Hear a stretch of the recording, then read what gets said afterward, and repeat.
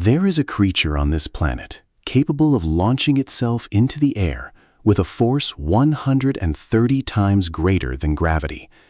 To put that into perspective, the most advanced fighter jets ever built expose their pilots to around 9 times the force of gravity before the human body begins to shut down. This animal generates 14 times that.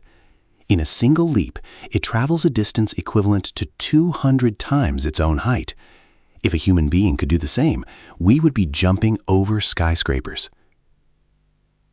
My name is Nathan Wild, and few things in this world fascinate me more than the hidden engineering hidden inside the smallest creatures on Earth.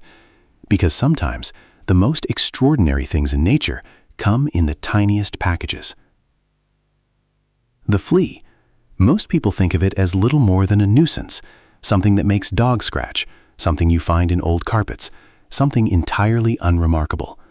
But the moment you start looking closely at a flea, truly closely, what you find is one of the most sophisticated biological machines that evolution has ever produced.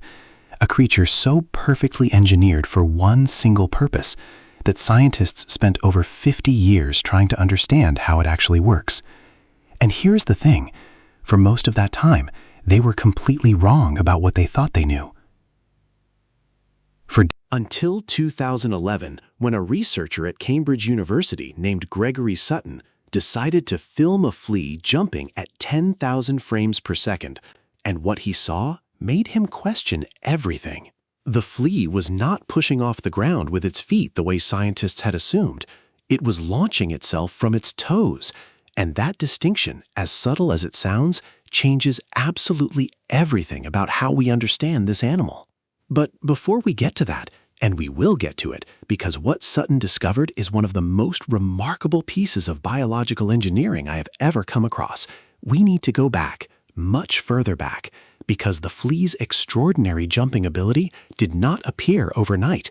It is the product of an evolutionary story that stretches back over 165 million years. If you find these hidden stories of nature as fascinating as I do, come and join me on this channel. Every week, we go looking for the secrets that the natural world keeps just out of sight. You won't want to miss what's coming. Fleas first appear in the fossil record during the Jurassic period, which means they were already here when dinosaurs walked the Earth. The earliest known flea fossils, discovered in China and preserved in rock from roughly 165 million years ago, are extraordinary for one very specific reason. They were enormous. Some of these ancient fleas reached nearly 2 centimeters in length, making them roughly 10 times larger than the fleas alive today. Researchers believe they fed on the blood of feathered dinosaurs and early mammals, using mouthparts so large and specialized that they functioned almost like miniature syringes. And then, somewhere across millions of years and an extinction event that wiped out the dinosaurs, something happened. The flea shrank. Its hosts changed. The giant feathered creatures disappeared, and in their place came small, warm-blooded mammals, creatures with dense fur, fast movement, and immune systems that had never encountered this particular parasite before. The flea had to adapt or disappear. It adapted, spectacularly. The modern flea is a masterpiece of compression.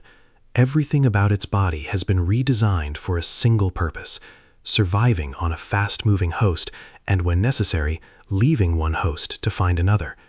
Its body is flattened laterally, not from top to bottom, but from side to side, so that it can move effortlessly through dense fur or feathers.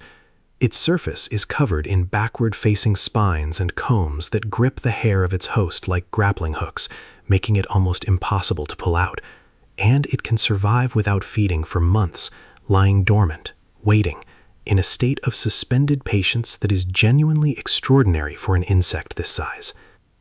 But none of that explains the jump, and the jump is the reason we are here. A flea accelerating into a leap reaches its maximum velocity in less than a millisecond. In that fraction of time, it generates an acceleration of approximately 135 times the force of gravity. The jump itself, from takeoff to the peak of the arc, lasts just over a millisecond. To put that into a scale the human brain can grasp, a cat, which we consider an agile and fast animal, jumps using muscles that build force over a much longer period of time. A flea has no such luxury. It is too small. Muscle simply cannot contract fast enough to produce what the flea produces. Which means the flea is not really using its muscles to jump at all. This is the discovery that stunned the scientific community when it was finally confirmed in detail. The flea uses its muscles, yes, but not in the way you might imagine. Long before the jump, the flea slowly compresses a pad of specialized protein called resilient, using its muscles to load energy into this biological spring, the way you might slowly compress a crossbow. Resilient is one of the most elastic materials known to science. It can store energy and release it with an efficiency of around 97%, meaning almost nothing is lost in the transfer. When the flea releases this stored energy, it does so in an explosion so fast, so total, that no muscle on Earth could replicate it. The flea is not jumping with its muscles, it is jumping with a spring. And it built that spring itself inside its own body, using proteins that took millions of years of evolution to perfect. And then there is the question that Gregory Sutton's 2011 footage actually answered, the one about the feet. Because here is what the high-speed cameras revealed. Some fleas push off from the ground using the very tips of their toes, while others use a structure called the trochanter, a segment closer to the base of the leg. And the difference matters enormously. Fleas that launch from their toes achieve a cleaner, more controlled trajectory. Those using the trochanter sometimes tumble slightly in the air. This variation within a single species, in a mechanism as fundamental as jumping, tells scientists that the evolution of this system is still ongoing. Even now, after 165 million years, the flea has not finished being refined. There is one final detail about the flea's jump that I think deserves a moment of genuine reflection. When a flea lands, after traveling 200 times its own height through the air, decelerating from an acceleration of 135 g, it lands unharmed. Its legs absorb the impact. Its resilient pads cushion the collision. It simply lands, orients itself, and begins moving again almost immediately. No injury, no recovery period, ready to do it again, potentially thousands of times a day. Human engineers working on shock absorption systems, on materials that can store and release energy without degradation, on springs that maintain their properties across millions of cycles. They study the flea, not as a curiosity, but as a model. Because in over 165 million years of testing, nature has produced something that our best laboratories are still working to replicate. Every time I spend time with a creature like this, something so small that most people never even stop to look at it, I come away with the same feeling, that the world is so much more extraordinary than it appears on the surface, that the most astonishing engineering in existence is not in our skyscrapers or our spacecraft. It is here, in the grass, in the fur of a sleeping dog, in a creature so small you could lose it on a fingernail.